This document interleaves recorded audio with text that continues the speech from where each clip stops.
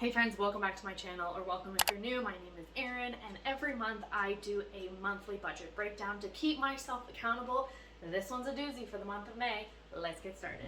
May was the month of change, and when I have started to look at what's really not working for me. I've been doing this for a couple of months, I guess 5 months since the beginning of the year actually, and I've learned a lot in that time. One thing I know is that I created my no spend calendar and all my savings trackers, which I've shown you in previous episodes, but I was taking them back and forth from home in the office to have continual discussions with my husband and to keep myself accountable and checking it in. This is kind of what it looked like in my purse. So I created a budget binder instead. Oh my god, this is so amazing. Okay, I'll get to this in a minute. I also changed one second. I also tried a different budget. What do you call this? Tracker? Outliner? Anyways, I tried something different for the budget because now we're paying our mortgage on our house. I needed to try something different because something wasn't working clearly. Other things I want to walk you through in this video, we're going to do new budget, plan to pay off debt, new binder, cash stuffing for groceries, and then my budget breakdown on my Excel document. That's a lot. Let's go. Let's talk about this new binder, shall we? So this is the binder, and when you open it up, yes, I took a template from Canva and I just changed the words. You open it up, you have the no spend calendar that I have been updating month to month. That's first, and then you just flip the tab. Savings tracker, what's going into our joint savings, me and my husband. My debt tracker, gosh, I can't lose that thing again. And then the cash stuffing box that I am using. This is paying my parents off for $15,000. They helped with our down payment. We're giving them money every month, and I want to track it and make sure we're actually paying them back. After that, I've just kept the savings challenges that I'm not doing. They're just in the back. We're going to focus on savings tracker cash stuffing. Okay, what I discovered with cash stuffing is that it's easier, and I think a visual concrete goal for me to just focus on this one box of envelopes. Let's just focus on that. I had a million other savings trackers and savings challenges that I wanted to do, which are on my Etsy shop, but I just think like way too overwhelming to like pick and choose right now. I just want to stick with one. Valid.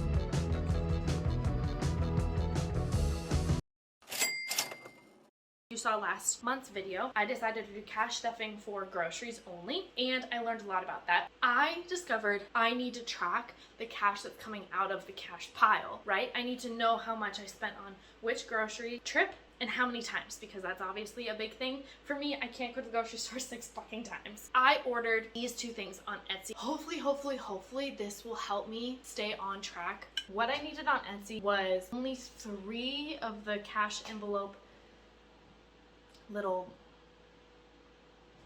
God, they're called envelopes.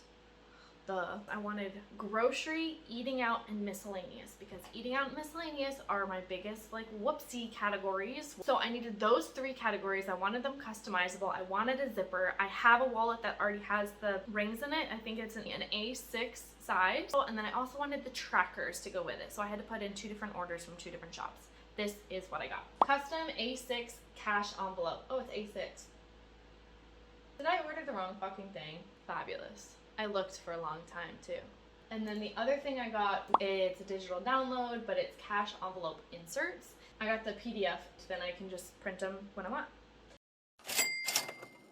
Okay, I tried out this Northwestern Mutual monthly budget sheet. This is the first budget where it like clearly makes sense to me. I've been doing this kind of thing, separating it paycheck by paycheck, and this is helping a little bit more. So mortgage $845, utilities, phone, and total.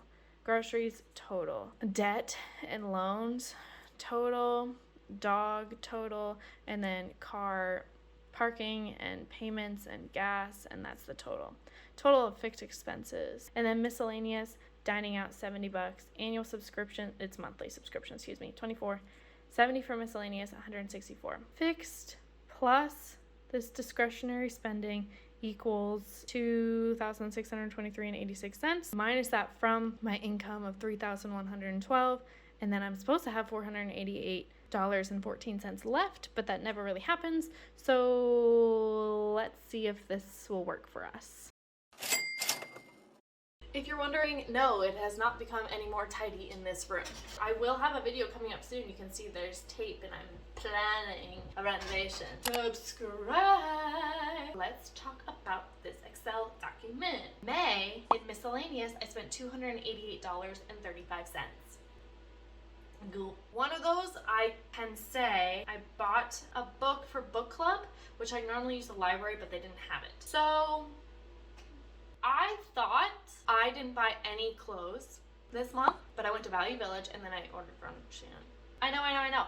But my body has changed and I needed bathing suits. Whatever. Something I didn't take in consideration that I did put on the monthly budget is subscriptions. I have an Adobe subscription, which I'm editing this video on, Google subscription for my Gmail account. I go to therapy 3 times a month and I have to pay for public parking, so that's $1.75 times 3, $5.25. I didn't take into account those 3 things, so I did put that on the monthly budget. Food, $147.82. Better than last month, $186.31. That is better. But also 7 times, Erin? 7? I took that 147 and I kind of chopped it in half. I was like $70, and then I'm gonna push myself in miscellaneous to do also $70 because do we really need this? No. Needs category, once again, super high. I was so shocked that my $150 for groceries actually worked. The first time I went to get groceries this month, I didn't pull out cash. A, I forgot, but B, I was like, I'm glad I forgot because like, what if it's not 150 and then I like, worst comes to worst, I just have to do like card and cash.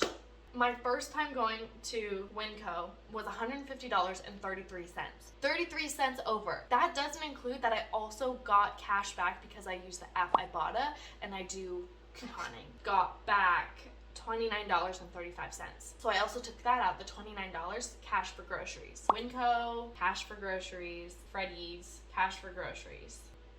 Whoa. This is also why I need one of those trackers because I took out $150 cash the second time of the month, but did I go more than once? Probably. I just need to write it down.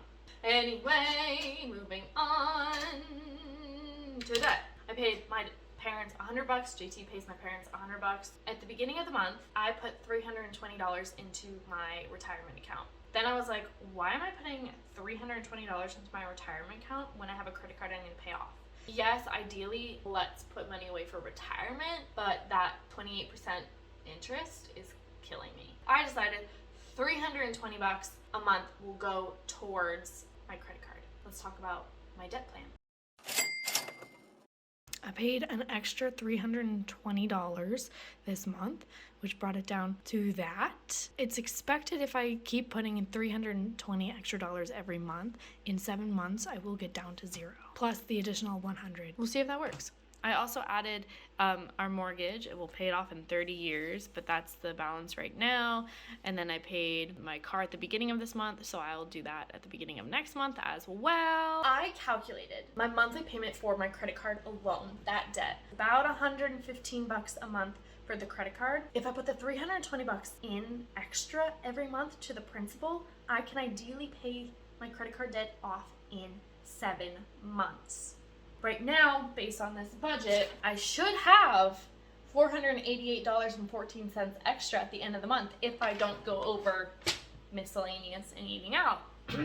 Ideally, that $400 would go towards retirement. I'm editing this clip, And what I forgot to say or didn't quite come to terms with is using that $320 until I pay off my credit card. I don't know if I'm going to use the $320 for my emergency savings or pay off my car. That $400 I'm going to keep in my checking account for 2 months to get to a total of $800 while cash stuffing to see if I can do it. After that, I will then put $400 into my retirement every month. So then it'll be a zero-based budget with that buffer of $800 in my checking. I think that makes sense. $320 going towards the credit card plus the $115 per month, 7 months. Emergency, after that I would do. It's going to be 32 months if I put $320 in to get $10,000 to a little over 2.5 years. I calculated my car payment for the 7 months would be going by how much I would be paying in 7 months, and then how much I would be paying in 32 months, how much I would have already paid within that time frame. I have this much left after